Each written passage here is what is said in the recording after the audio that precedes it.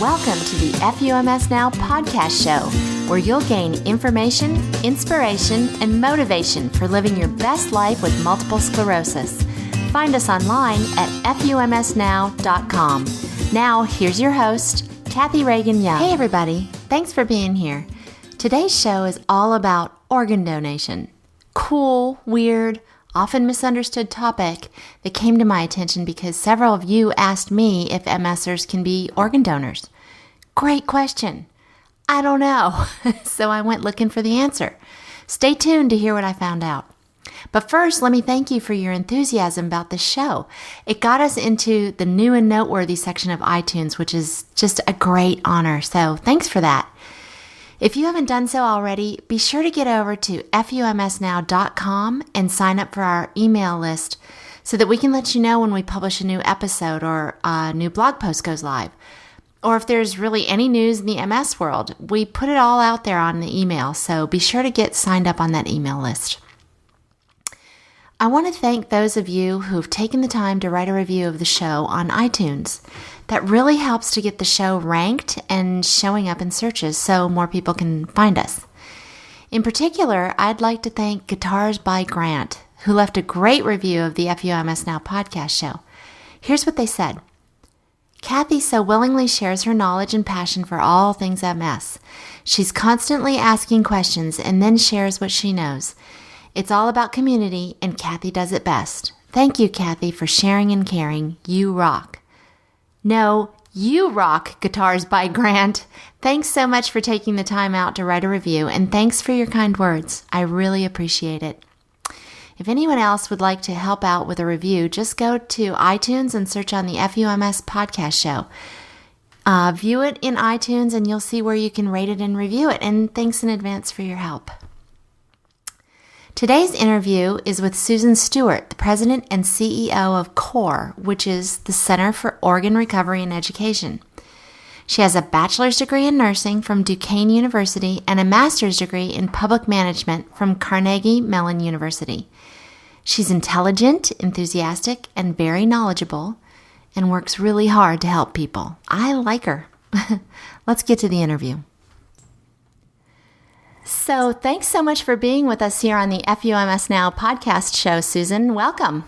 Thank you. Thanks for having me, Kathy. Thanks. Well, let me tell you why I came to this topic and how I found you and your group. I had posed the question on my site and on the Facebook page, are you an organ donor? And several people came back and said, well, can we be? I mean, we have MS, which oddly had never occurred to me, but great question. Okay, I'll find out. I made lots of phone calls and sent emails, and I could never get a straight answer, which struck me as strange. But I happened to be listening to an NPR program on end-of-life issues, and they mentioned your organization, which of course is CORE. And I looked you all up at core.org and sent the question of whether or not MSers could actually be donors or not. And finally, woohoo, I received a definitive answer from you all, and quickly, I might add. Thank you so much. So, of course, I requested an interview, of which you graciously accepted, and here we are to share the information. So, the big question is, are MSers able to donate organs? They are. Yes. Yay. At least I should say within the CORE donor service area. I can't speak for all 58 organ procurement organizations, but I certainly would assume that would be a yes across the country. Okay, now that brings us to something really interesting. So I thought, this is just a quick in and out, yes or no, can we donate? But I looked on your, by the way, very comprehensive and clear website, and the more I read, the more questions I had. So that usually happens. Yeah. So it's so interesting, though, and I'm sure that I'm not alone in this. I, just went to my DMV and signed up to be a donor, and they noted on your driver's license. That's here in the U.S. anyway. We are an internationally heard podcast, but this is in the U.S. And I, quite frankly, just never thought about it again, assumed that it was a government-administered program, and never thought that there were federally designated not-for-profit organ procurement organizations, of which, as you just referenced, there are 58. So can you explain that a little bit? Explain how this all happens and why there are 58? And Sure, yeah, I'll be happy give us to. the scoop. Okay, glad to. Yes, there are 58 what we call organ procurement organizations, and we are all independent, and we all function with our own governing board. We do not, we are our own 58 independent agencies with our own staff, with our own board. We work with our own individual transplant centers, and the way in which it is determined what your donor service area will be is determined by the federal government. That would be by the Centers for Medicaid and Medicare Services, or a DSA. So all 58 OPOs have been assigned their area, and their responsibility is to carry out community education, professional education with every acute care hospital, and education with the entire service area to promote and encourage folks to register for donation and make that pledge for life.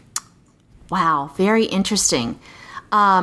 So they are based on geographic area, is that correct? That is correct. That is how it was initially designed. Many years ago, there were over 100 organ procurement organizations, and through consolidation and through changes in regulations, we are at 58, and it's just trying to find the right number of organ procurement organizations to assure efficiencies for the transplant candidates awaiting the life-saving organs. Wow, that's so interesting. So another thing that I heard on that NPR program that I found interesting was that here in the U.S., we are an opt-in country, and many other countries are opt-out countries. Is that right? That is correct, yes. Can you talk a little bit about that distinction? Yes, sure. In order for you here in the United States to be what's known as a first person authorization or designated donor, you need to make that determination at the DMV. That is the most common place in the United States that it's determined that you would be a first person authorization. Some folks also could do it in their living will if they opted to do it that way, or on their ID card. And what that means is that at the time of your death, that is a legal binding document, and that you are a donor, and we will proceed forward with the recovery of your organs for transplant. Now, if you do not have the designation on your license or in your living will, it does not mean you do not want to be a donor. What it means is that you have elected to either not put the designation on for whatever reason, personal reasons or others, or you have made the choice that you would prefer that your next of kin be permitted to make that choice for you at the time of your death. However, we believe that it is far better for individuals to make the choice before their time of death, so that the family is not does not have to make that. Right. They know what you want, and they carry out your wishes just much like you do with a living will. Sure, that makes sense. So you sign up, you make your wishes known, both hopefully verbally and written form, to your family, friends, and doctors. Yes. There are some very specific instances when a donation can be made and when they cannot, right? Well, we encourage folks not to really worry about when it can and when it cannot. We encourage individuals to be a donor no matter what, and then allow us at the time of your death to work with the medical team to determine if there's any reason medically, socially, that you could not be a donor at the time of your death. No matter what, you should just feel really proud when you register to be a donor, to know that you want to make a difference, and not worry about at the time of your death if something will preclude you from being a donor. It's the act of saying yes. Sure, I like that. I just want to bounce back for a minute because I meant to ask you this earlier. Yes, MSers can donate organs, which is wonderful, but isn't there something about tissue and cornea? Yes, tissue, in regards, because organs are life-saving, tissue is life-enhancing, and we have regulations from the FDA. And the regulations are very similar to the regulations for blood donation when it comes to bone / tissue and cornea donation. And if the cause of a disease is unknown or it's an autoimmune, then they feel that we can't absolutely assure safe transplants into the recipients. And since, again, it's life-enhancing and not life-saving, would be autoimmune diseases, there is a preclusion for tissue. Interesting. And you mentioned blood, too. I know that I don't necessarily want you to speak to that, but I just want to kind of mention it because I was looking into both organ donation and blood donation and could not get a straight answer from either. You've kind of led me down a path, it sounds like, that I could probably get a straight answer, perhaps. Was it the FDA you said? Yes, I think the FDA would be quite able to give you an answer. Excellent. Excellent. I was blown away by a stat that was quoted on your website. And again, I want to direct everybody to that website. It's so fantastic. It's core.org. But I want to read this quote, and it is, of the 2.2 million people who die each year, only approximately 2% of them are able to be organ donors. Why is that? Because in order to be an organ donor, it requires very specific mechanism of an injury that will lead to what we call brain death. And when an individual is pronounced by brain death criteria versus cardiac death, it means that while your heart is still beating, you still have a blood pressure, your chest is moving up and down, you're making urine, you can see your heart rate on the monitor. However, you're in the intensive care unit, and that is all being done mechanically with machines and with fluids. However, there is absolutely no oxygen going to your brain because you've incurred a process that's called the herniation of the brain, which causes a decompression down to the brainstem, and it cuts off all the supply of oxygen to the brain that will keep you alive. And if we turn off the ventilator, your heart will stop. So it's very, very specific criteria in order to be pronounced brain dead. And so that limits the number of cases. Got it. But not anything for us to concern ourselves with. That's taken on an individual, case-by-case basis that is a medical decision made. Everyone should, hear me now, people, everyone should be signing up to be an organ donor. Obviously, you can tell which side of this I fall. But so I'm sorry that I took us down that path. It was just such a stunning stat. I just had to ask you about that. Excuse me. It is a stunning statistic, and it's one that surprises many people to realize that opportunity is very small when it comes to brain death and organ donation. That's why we really, as you do, I love your enthusiasm, and we have the same enthusiasm. Sign up because you might be that one individual that meets that criteria for brain death. Right. Also, I read all about the process of the recovery, which I'm sure everybody has lots of questions about. And the conversations with the family prior, the surgical removal, the delivery to the recipient, and the aftermath. It's all there on your website. It's so interesting. I just want to, again, read a quote from your website that I found interesting and quite frankly, very touching.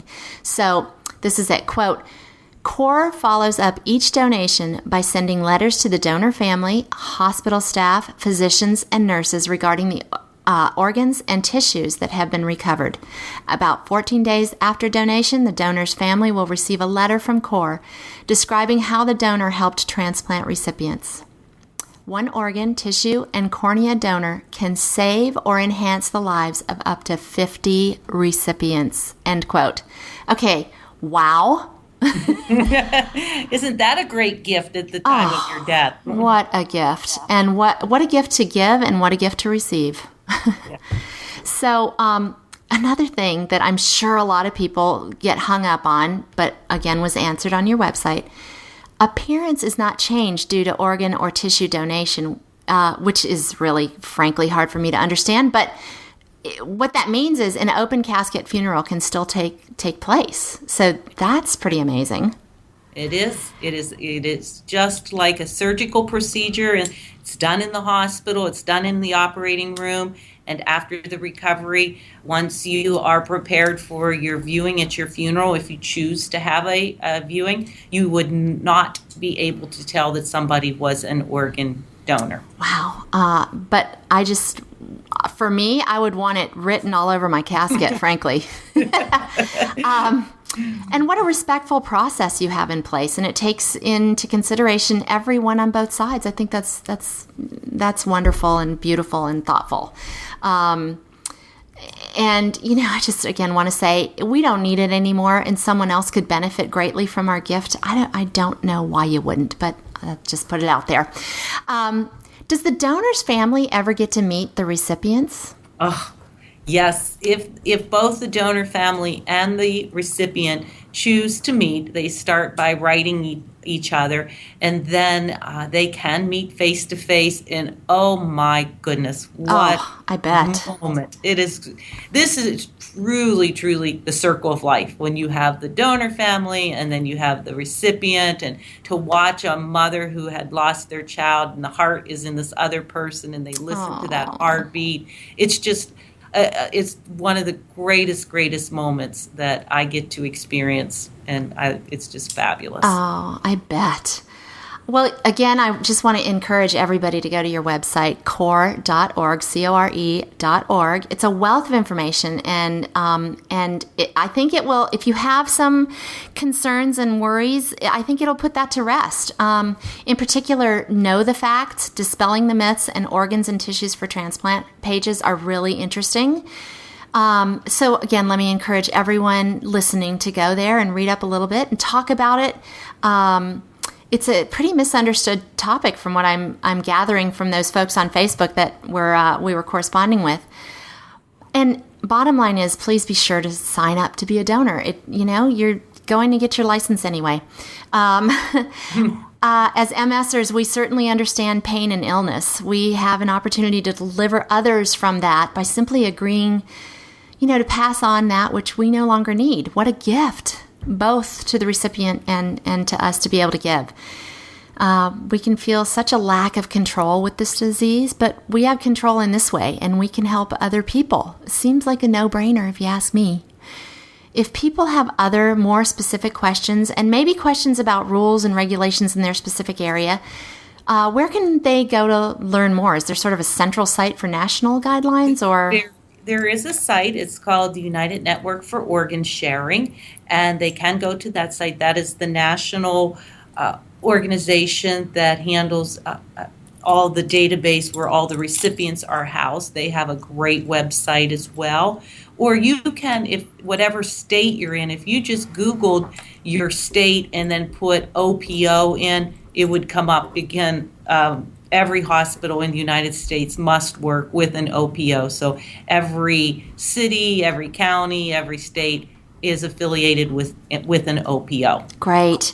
And if you're listening to this as you're driving or jogging or taking a shower, no worries. I'm putting all of these URLs in the show notes. So just go to FUMSnow.com and look for this podcast, and all the show notes will be there.